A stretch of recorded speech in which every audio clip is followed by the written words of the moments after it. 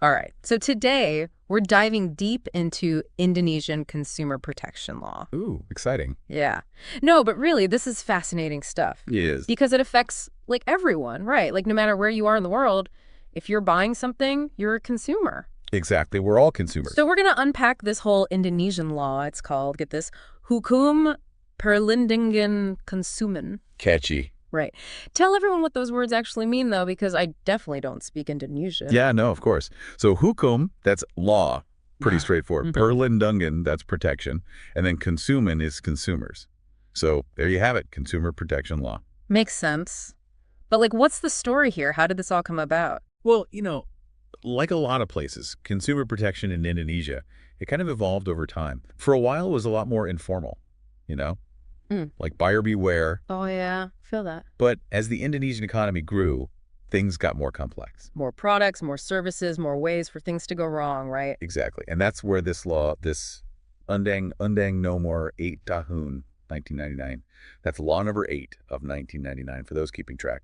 Which, by the way, I love how specific that is. Law number 8. Like, were there 7 other really important laws that came before? Right. I mean, I'm sure there were, but this was big for consumer rights. Okay, so this law number 8 of 1999, what's actually in it? What are some of the key things it lays out? So it covers a lot of tea, but at its core, it's about balancing the scales between businesses and consumers, making sure things are fair. Okay, so what does that actually look like? Give me some specifics. Like, what are some of the rights it guarantees for consumers? So first and foremost, it guarantees the right to safe products.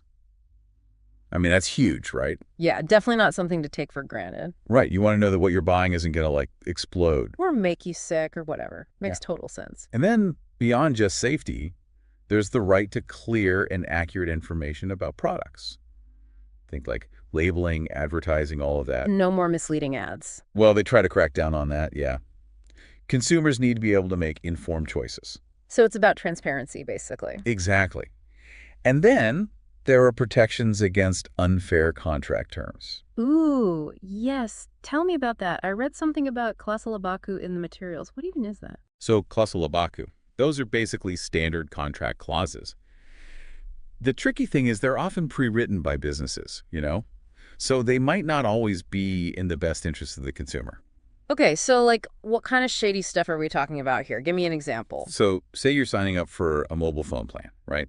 A Klausulabaku might be something like a clause that limits the company's liability if their service is terrible. That's frustrating. Right. Or they might bury a clause in there about automatic renewals with price hikes, things you might not even notice until it's too late.